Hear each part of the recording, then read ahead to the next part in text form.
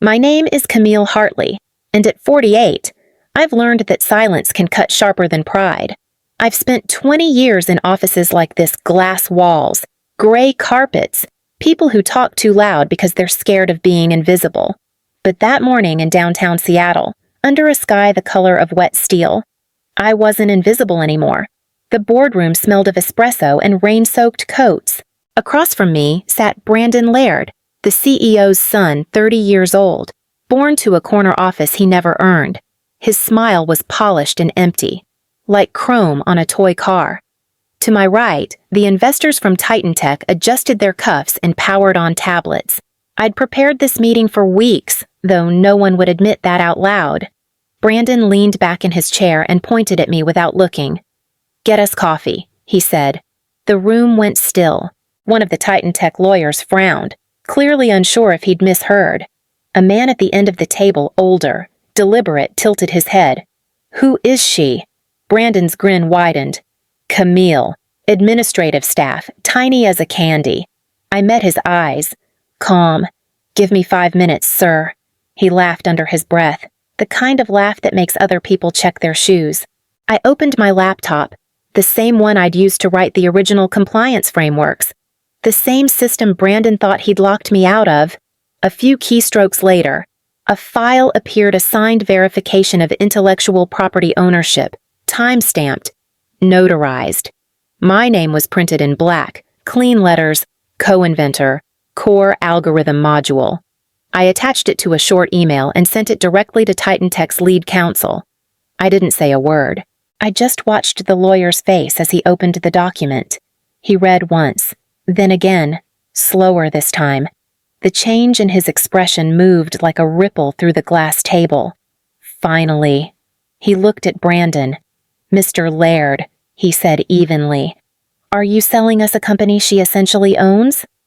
For a moment, even the rain outside seemed to stop. Brandon's mouth opened, then closed. The investors whispered. Someone's pen rolled off the table and clattered to the floor. And as the silence thickened, I sat very still, letting it stretch until it belonged entirely to me. 2 weeks earlier, 2 weeks before that meeting, everything still looked harmless. The office sat above a sushi bar near Lake Union, all flickering lights and half-finished prototypes. Back then, Laird Dynamics was 4 engineers, 1 dream, and me, the woman they hired to handle admin. Richard Laird, the founder, had shaken my hand on the first day and said, "Just keep us organized." "Camille, you'll save us before we even know we need saving." He was right, though none of them noticed when it happened.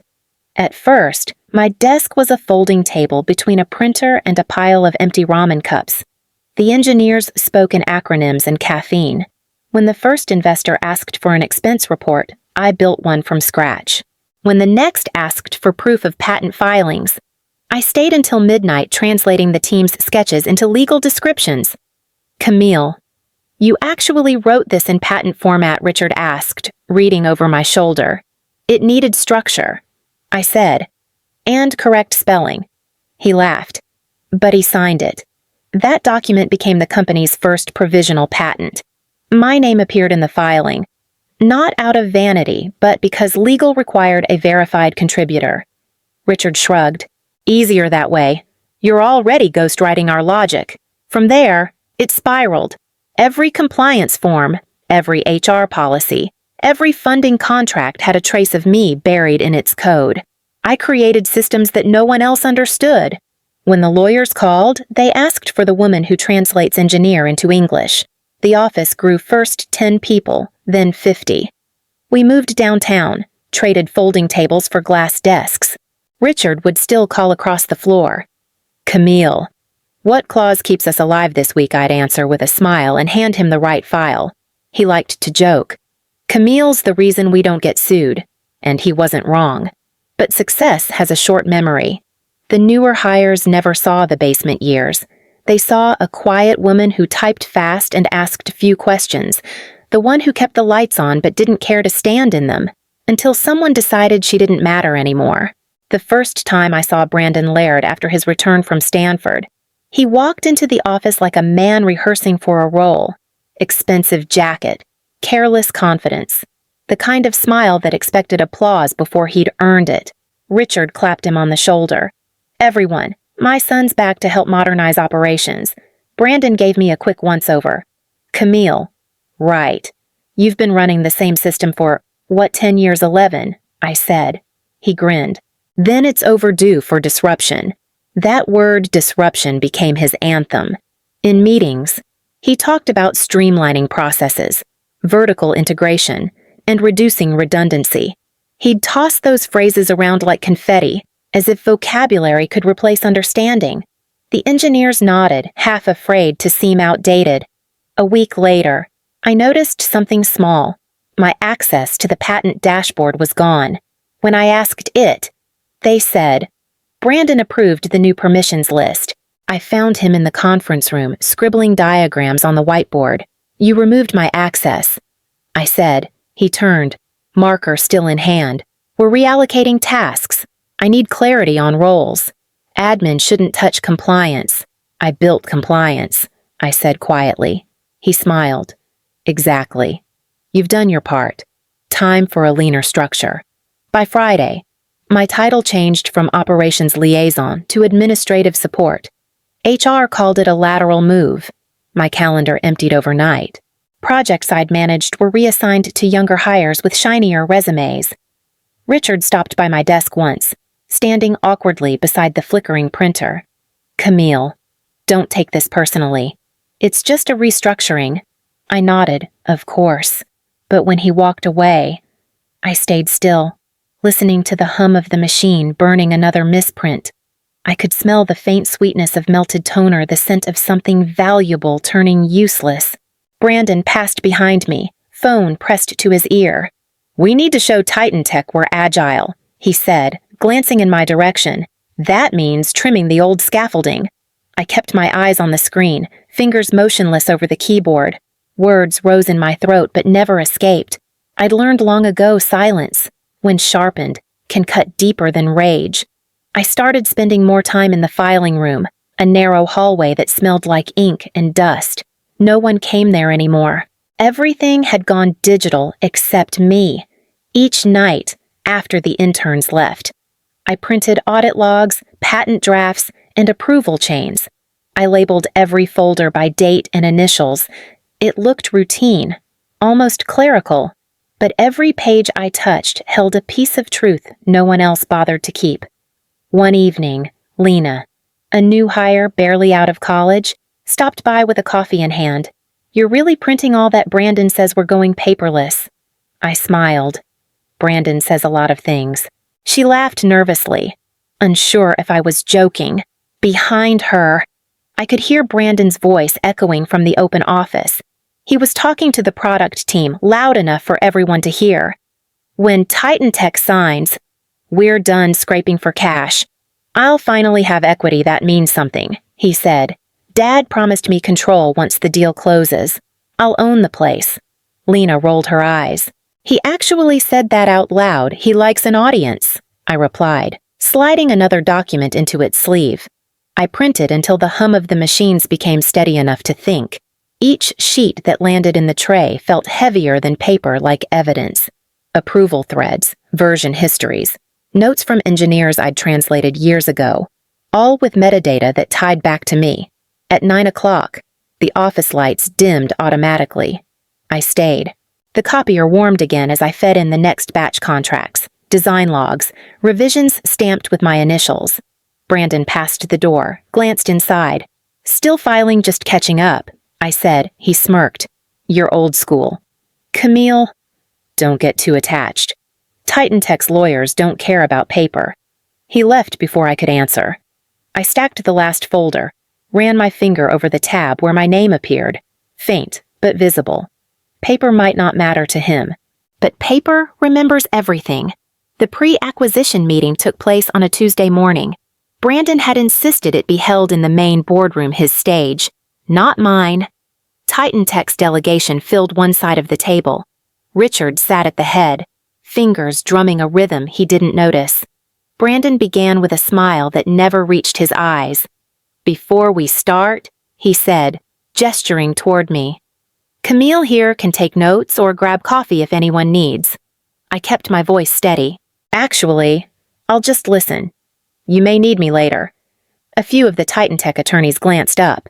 Brandon laughed. We'll manage without admin commentary. Thanks. They dove into numbers, projections, patents his rehearsed script. I listened until I couldn't anymore. The moment he claimed sole authorship over the sensor module framework. I opened my laptop. My pulse stayed calm, like I'd been saving this breath for years. Give me 5 minutes, I said. Brandon frowned. Excuse me, I didn't repeat it. My fingers moved faster than my thoughts. Retrieving a secured document from the internal archive, an authentication log verifying co-inventorship on the wearable sensor algorithm. My name sat beside his, time-stamped, verified by the United States Patent and Trademark Office. I forwarded it to Titan Tech's lead counsel. You might want this for your records, I said quietly. The lawyer opened the file on her tablet. The room fell into a hush so thick it pressed against the walls. She whispered something to the associate beside her. Both began scrolling fast, eyes wide. Brandon forced a laugh. There's got to be some mix-up. Richard's brow creased. Camille. What is this documentation? I said. From our filings, 3 years ago. I kept the originals.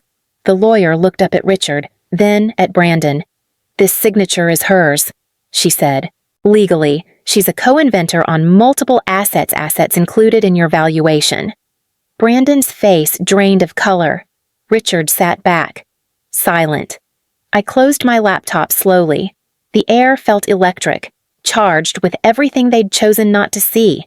5 minutes had passed, and nothing in that room would ever be the same again. 2 days after that meeting, the first email arrived. Subject line verification request intellectual property authorship. It came from Titan Tech's legal department. Polite? Precise? Please confirm your contribution to the following filings for record-keeping purposes. They listed project codes I hadn't seen in years, sensor calibration modules, adaptive firmware logic, compliance auto routines. All mine. I read it twice before answering. My reply was short, confirmed, documentation attached. Then I attached everything: the drafts, approval chains, timestamps, the original signatures. I didn't copy Richard or Brandon. I didn't need to. By Thursday, the storm broke. I could feel it before anyone said a word. Conversations in the hallway dropped when I passed. Meeting invites vanished from my calendar. Brandon's door stayed closed for hours, his voice muffled and sharp behind it. That afternoon, Richard called me in. His tie was loosened, his confidence was not. Camille, he began. Titan Tech is reviewing. Ownership clarifications. You might have gotten an email. I responded. I said. His eyes flickered. They say your name appears on, what was it, 40-something filings? 43. I answered. He exhaled through his nose. You understand how this looks. We're about to close a deal worth over $1 billion, and now it looks accurate, I said. He stared at me for a long moment, then rubbed his temple. Brandon says this must be a clerical issue. It isn't. Outside his office, Brandon paced, phone glued to his ear. I heard his voice crack through the glass. Fix it, Dad. Tell them she was admin support. It's semantics. Richard shut the door halfway. Like that would muffle the sound. We'll handle this internally, he said. I already sent the originals. I replied, there's nothing left to handle. The following morning, Titan Tech froze the acquisition pending verification. The announcement went company-wide. Slack channels turned silent. Brandon didn't show up to work. Richard did, but he walked past me without a word. By evening, legal threads were flying faster than anyone could read them. Every document, every signature, every line of ownership pointed back to one name, mine, and it wasn't going away. HR asked me to come in for a clarification session. The invitation sounded harmless, the way poison sometimes looks like water. When I arrived, Brandon was already there, sitting beside Kara from HR. Both smiled too brightly. The glass walls reflected their nerves. "Camille," Kara began, her voice syrupy. "We just need to clean up a few inconsistencies in the paperwork for the Titan Tech review. Nothing serious." Brandon leaned forward, sleeves rolled up, pretending we were teammates. "Yeah, just a quick fix. You know how lawyers overreact. If you could sign a short statement confirming your role was administrative support only, it'll save everyone a headache." I kept my hands folded. "Support." He nodded. "You coordinated documents? Formatted filings? Stuff like that. You didn't actually, invent anything." The words hung there. For a moment, I thought of every late night, every patent draft written over cold takeout, every clause I'd corrected to keep the company alive. Then I opened my folder, without a word. I slid a printed filing across the table. Co-inventor Camille Hartley, signed by the original engineers, time-stamped, certified. Brandon's grin faltered. Kara reached for it like she could hide the evidence just by touching it. Before either of them spoke, the conference screen blinked to life. Titan Tech's lead counsel appeared dark suit, unreadable face. "Good afternoon," she said. I was asked to join for verification. Brandon straightened, his voice too eager. Perfect timing. "We're resolving a small clerical misunderstanding. Camille's role was more administrative than the lawyer interrupted.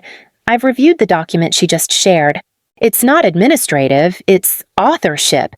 Her signature appears on multiple co-inventor filings. That makes her an intellectual property owner." Brandon froze. Kara's pen slipped from her hand and hit the table with a small click. "This isn't cleanup," the lawyer continued evenly. "It's ownership."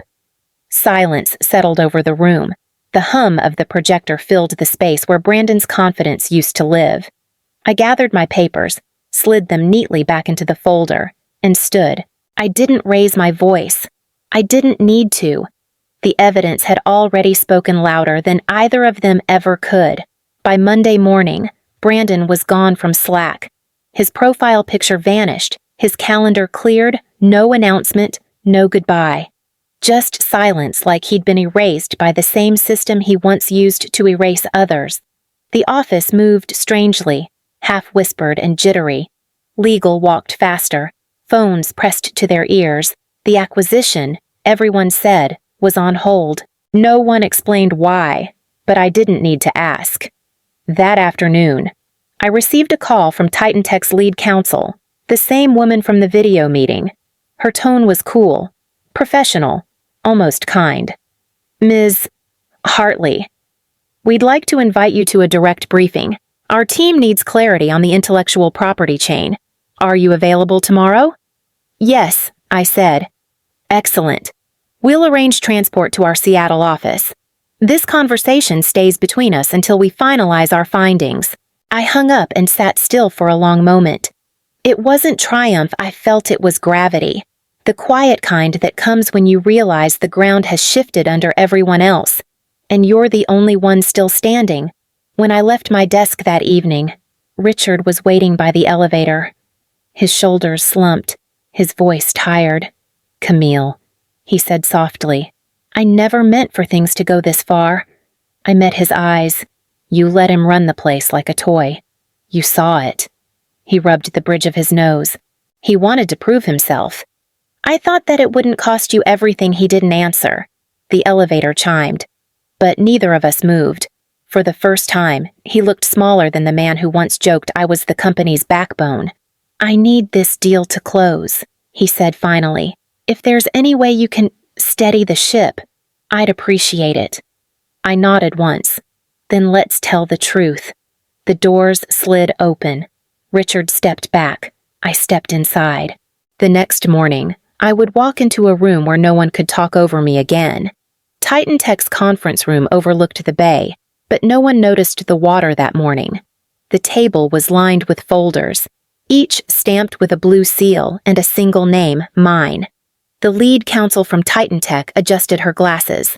47 filings, she said, sliding the stack forward, all verified, all listing Camille Hartley as co-inventor or lead contributor. These documents form the backbone of Laird Dynamics' valuation. Richard sat at the far end of the table, pale, his hands clasped tight. Brandon leaned back, forcing a laugh that came out thin. That's exaggerated. She probably signed routine forms clerical stuff. The lawyer didn't look up. Each filing contains technical authorship and original language. These are not clerical. Richard swallowed hard, flipping through the pages. His voice cracked when he spoke. These patents, Camille. This is the entire sensor line, our adaptive firmware, our compliance engine, everything. I stayed silent. Titan Tech's lawyer continued, her tone even. Without Ms. Hartley's consent, the sale cannot proceed. She is legally entitled to authorship rights and corresponding equity. Any transfer of ownership without her approval constitutes misrepresentation. Brandon slammed his hand on the table. You can't be serious. She's just Richard cut him off. Enough. He looked at me, his voice low, almost pleading. Camille, we can't afford to lose this deal. What do you need? I met his eyes. I don't need anything. I just want accuracy. The lawyer handed him a single-page document, a corrective transfer. It grants Ms. Hartley controlling rights over the company's intellectual property portfolio. Once signed, the acquisition can resume. Richard hesitated, then signed. The pen left a slow, shaky line. Brandon stared at the paper, his mouth open but empty of words.